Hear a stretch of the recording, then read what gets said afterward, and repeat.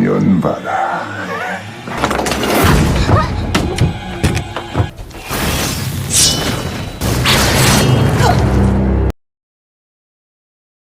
Di awal film, kita diperlihatkan satu keluarga kecil di dalam mobil, di mana si ibu memberikan kotak musik sebagai hadiah ulang tahun anaknya bernama Jia. Namun tiba-tiba lampu jalanan mati, dan ada sesuatu yang menabrak mobil mereka yang menyebabkan mereka kecelakaan. Saat Jia tersadar, ia melihat kedua orang tuanya bergelantungan tak sadarkan diri. Lalu dia melihat ada dua orang yang menghampirinya. Ternyata, dua orang itu mirip dengan wajah orang tuanya yang membuat Jia terkejut hingga pingsan. Saat Jia tersadar, ia sudah berada di rumah bersama ayah serta ibunya. Jia berpikir itu hanya mimpi buruk. Tapi saat Jia memainkan kotak musik pemberian ibunya, Jia mulai menyadari jika kepala kuda di kotak itu sudah patah serta ada darah di lengan bajunya. Jia yang ingin memastikan bahwa mereka bukanlah kedua orang tuanya, meminta kue kenari kepada ibunya. Saat ibunya mencari kue itu, Jia tiba-tiba menusuknya dan mengatakan bahwa dia bukanlah ibunya. Dan benar saja, tiba-tiba kedua orang itu menyerang dan mengejar Jia hingga Jia bersembunyi di kamarnya. Jia bersembunyi di balik pintu kamar sambil menutup matanya karena merasa takut. Akan tetapi, suara langkah kaki kedua orang itu seketika menghilang. Dan ketika Jia membuka matanya, Jia melihat seorang pria membawa payung merah. Pria itu lalu bertanya, apakah Jia adalah Aem? Jia yang merasa takut hanya bisa berdiam diri. Kemudian pria itu menghipnotis Jia dengan mengatakan bahwa Jia akan melupakan semua kejadian di malam itu. Setelah si pria mengucapkan itu, tiba-tiba Jia berada di lokasi dirinya serta orang tuanya kecelakaan. Dan sudah banyak polisi di tempat tersebut. Yang mengejutkannya adalah kedua orang tua Jia yang menjadi korban tiba-tiba menghilang. Lalu scene berpindah ke 21 tahun kemudian. Kita diperlihatkan kembali dengan pria yang muncul saat Jia dalam bahaya. Dan terungkap pria itu bernama Yeon yang tengah bersiap-siap. Dan ternyata dirinya adalah Gumiho atau rubah ekor 9 yang sedang mencari reinkarnasi kekasihnya di masa lalu. Setelah selesai bersiap-siap, Yeon langsung keluar dari apartemennya menuju ke sebuah hotel. Yang ternyata di hotel itu ada sebuah acara pernikahan. Yeon kemudian menuju ke sebuah kamar yang ternyata di dalam kamar itu terdapat calon pengantin wanita yang sedang berfoto bersama teman-temannya. Kemudian Yeon meminta mereka untuk keluar meninggalkan pengantin tersebut. Yeon mengatakan kepada pengantin itu bahwa kedatangannya ke hotel tersebut adalah untuk membunuhnya.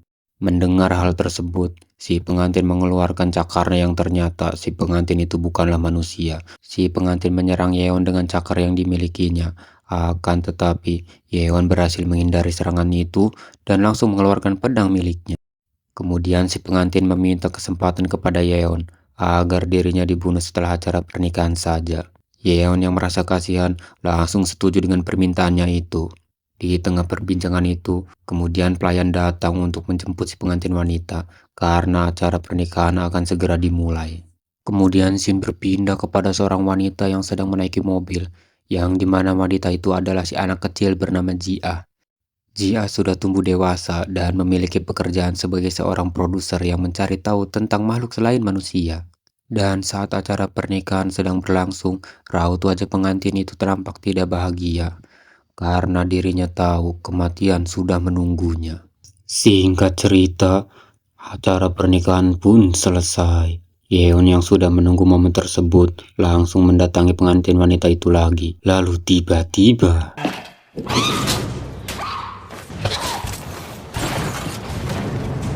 karena tak sanggup mengalahkan Yeon, wanita itu berlari menuju suaminya sembari berteriak meminta tolong. Yeon sempat dihadang oleh para penjaga serta suaminya, tapi tentu saja mereka bukan tandingannya Yeon. Tidak terima melihat suami tercintanya dihajar begitu saja, wanita rubah itu pun kembali menyerang Yeon. Dan yang terjadi adalah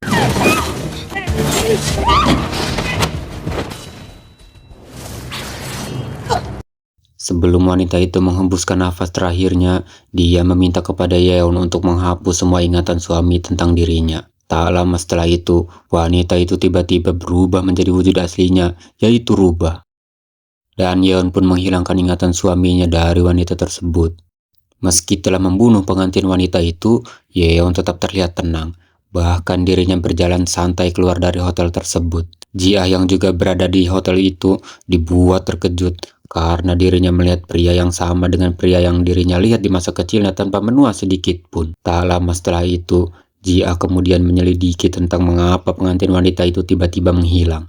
Saat Jia mendokumentasikan gaun pengantin itu, Jia menemukan kejanggalan, yaitu terdapat bulu hewan di gaun tersebut yang Jia tidak ketahui. Dirasa penasaran, Jia membawa bulu itu kepada seorang dokter hewan bernama Shinju untuk mencari tahu jenis bulu apa yang ia temukan di gaun tersebut. Setelah diteliti, sang dokter hewan berkata bahwa itu adalah bulu seekor rubah. Jia yang merasa tak punya banyak waktu memutuskan untuk pergi dari tempat tersebut. Kemudian di lain tempat, nampak Yan yang mendatangi kantor imigrasi akhirat, yang dimana kantor itu adalah untuk jalan menuju akhirat bagi manusia yang sudah meninggal. Saat Yan masuk ke dalam kantor itu, terlihat seorang wanita paruh baya bernama Tulaipa.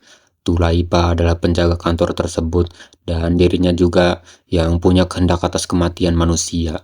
Lalu Tulaipa bertanya kepada Yeon, ada perlu apa Yeon menemui dirinya?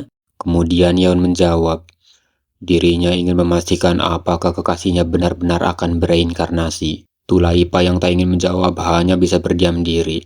Baru saja keluar dari kantor imigrasi, Yeon menerima telepon dari dokter hewan, yang ternyata sang dokter juga bukanlah manusia, melainkan siluman rubah.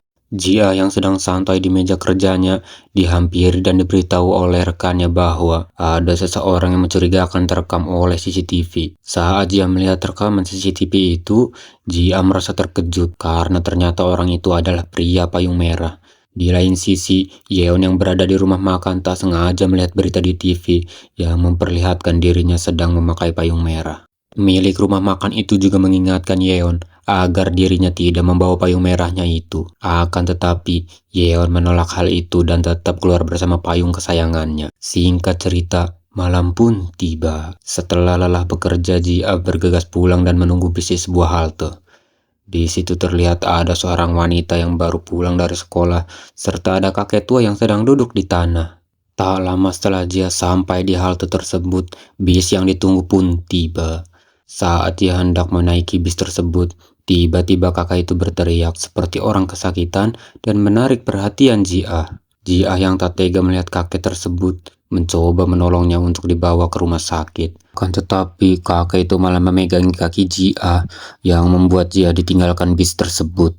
Meskipun kakek itu membuat Jia tak jadi naik bis, Jia tetap mengantar kakek itu dan bahkan menggendongnya. Di tengah-tengah perjalanan, si kakek itu meminta Jia untuk menurunkannya dan mengatakan bahwa Jia seharusnya berterima kasih kepada dirinya karena telah menyelamatkan nyawa Jia.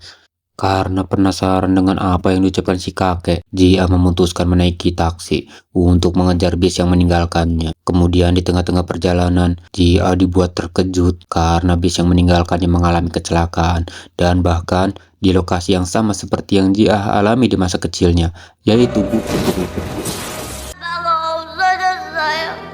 Kemudian Jia teringat bahwa di dalam bis itu ada wanita remaja yang baru pulang dari sekolah. Lalu Jia memasuki bis tersebut dan menemukan remaja itu tak sadarkan diri. Dan yang terjadi adalah... Kemudian polisi mengabarkan bahwa ada 6 penumpang dan hanya 1 yang selamat. Tapi Jia menyangkalnya dan mengatakan bahwa jumlah penumpang di bis tersebut ada 7. Dan yang mengejutkannya ternyata 1 penumpang yang hilang itu adalah Yeon si payung merah. Singkat cerita, pagi pun caang. Jia menjenguk remaja itu di rumah sakit. Lalu Jia bertanya, apakah dirinya ingat dengan kejadian tersebut? Akan tetapi wanita remaja itu tidak menjawabnya. Lalu Jia bertanya, apakah dirinya melihat pria ini? Kemudian remaja itu melihatnya seperti orang ketakutan dan mengatakan bahwa pria itu akan datang kembali untuk membunuhnya. Kemudian Jia keluar dari ruangan itu untuk menghubungi seseorang dan baru saja Jia menutup pintu tiba-tiba Yeon muncul di hadapannya. Dan untuk pertama kalinya Yeon dan Jia saling bertatap muka. Jia yang tak ingin melewatkan momen itu langsung menginterogasi Yeon di sebuah taman. Lalu Jia bertanya kepada Yeon, mengapa Yeon selalu ada di saat tragedi? Dan apakah Yeon yang melakukan itu semua? Kemudian Yeon menjawab bahwa itu hanyalah kebetulan. Setelah percakapan itu selesai, Yeon memutuskan untuk pergi. Tapi tiba-tiba Jia melemparkan tas milik dirinya kepada Yeon dan meminta Yeon untuk mengambil kartu namanya. Akan tetapi Yeon menolaknya dan melemparkannya kembali kepada Jia. Akan tetapi Jia hanya tersenyum karena memang tujuan dirinya adalah mengambil sidik jari dari Leon. Scene kembali berpindah ke wanita remaja yang sedang tertidur, tapi tiba-tiba ada seseorang yang masuk dan mendekati dirinya. Tak lama setelah itu, Jia kembali menemui si remaja dan menanyakan apa yang terjadi. Kemudian si wanita remaja mengatakan, jika dirinya tetap di situ, maka dirinya akan mati. Karena merasa kasihan, Jia memutuskan untuk membawa remaja tersebut ke rumahnya. Saat sedang tertidur, Jia dibuat terkejut lantaran si wanita remaja tiba-tiba ada di kamarnya.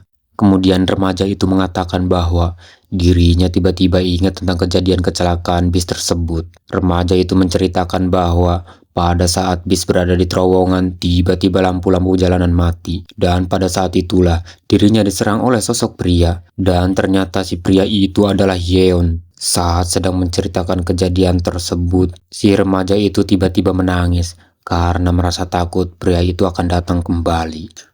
Tapi entah apa yang terjadi, Jia mengancam wanita itu dan mengatakan bahwa si wanita remaja bukanlah manusia, karena jika dia manusia, sudah pasti akan memiliki luka saat kecelakaan itu terjadi. Dan ya, dugaan Jia memang benar. Si wanita remaja tiba-tiba berubah menjadi pria, dan ternyata pria itu adalah adiknya Yeon bernama Rang. Lalu yang terjadi adalah Yeon tiba-tiba datang dan mengajar si Rang. Terjadi perkelahian antar kakak beradik dan tak tahu karena masalah apa mereka berkelahi.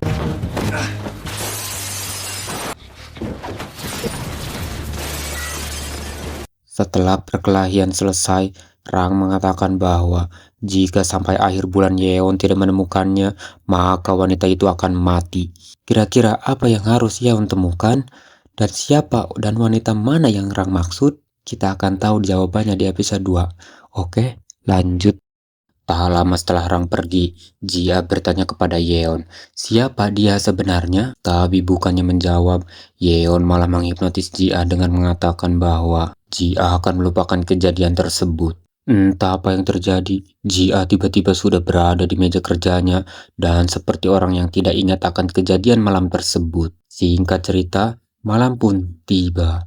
Setibanya Yeon di apartemennya, dirinya melihat rekaman pertarungan dirinya dengan Rang, dan ternyata Jia sudah berada di apartemen tersebut. Lalu Yeon bertanya, apakah Jia ingat kejadian perkelahian itu? Kemudian Jia menjawab bahwa hipnotisnya itu tidak mempan padanya. Jia juga menambahkan, jika Yeon ingin rekaman video perkelahiannya tersebut, maka Yeon harus mengambil dan mendekatinya. Kemudian Yeon menuruti ucapan Jia untuk mendekatinya, tapi entah apa yang dipikiran Jia, dirinya tiba-tiba menjatuhkan diri dari apartemen. Tapi untungnya, Yeon menyelamatkan Jia dengan kemampuan rubahnya. Jia terkejut dan mengatakan bahwa dugaannya memang benar jika Yeon bukanlah manusia. Lalu tiba-tiba Jia menusuk leher Yeon dengan jarum suntik. Dan film pun bersambung.